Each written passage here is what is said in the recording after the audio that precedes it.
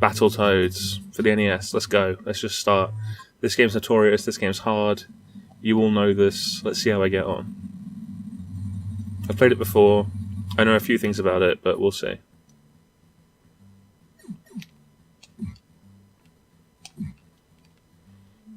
Yes! I wanted to get here.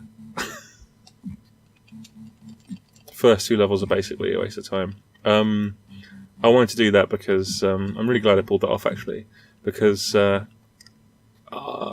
is the one that everyone knows. And also, that's a fun little secret to pull off as well. It just feels good to do it. The way you do that is you just obviously get to that point incredibly quickly. Like, you do not have much leeway there. You have to do it about as quick as I did it. I don't think you can do it any slower than that. You get the tiniest amount of time. There's a warp in this level too, and I only vaguely know where it is, so I'm probably going to miss that one.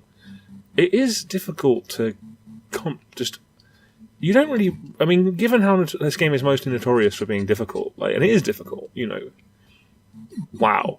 It's not like good difficult, really. I mean, it's a really fun game, but it is a kind of crappy, like, in terms of being just way over hard and not really fun hard either.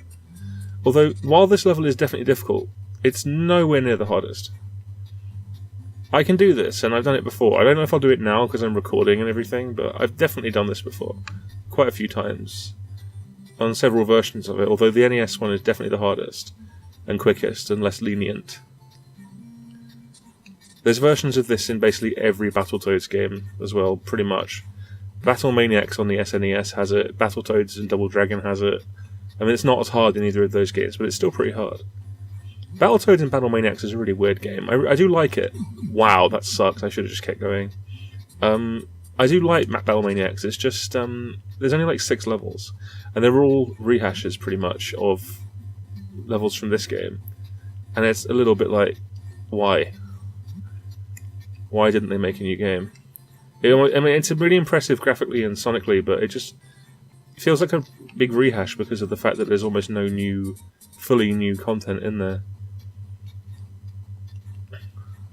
I might go quiet at some points because this is really, like, you have to properly concentrate to get through this.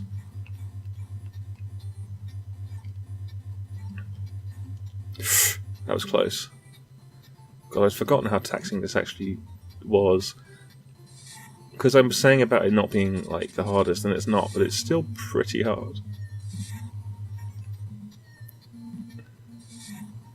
I am surprised it took them so long to come back, the Battletoads, I mean.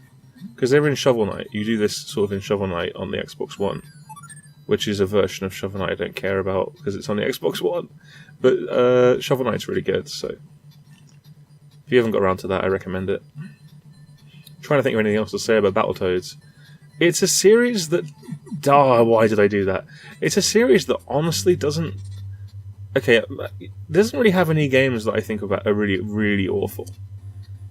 And that includes, like, the old black and white Game Boy ones. I mean, I suppose, like, the DOS version or the Amiga version is probably pretty bad, but I haven't replayed them, so... Man, it would be so cool if I beat the Turbo Tunnel, but I don't think I'm going to. Wow, I suck.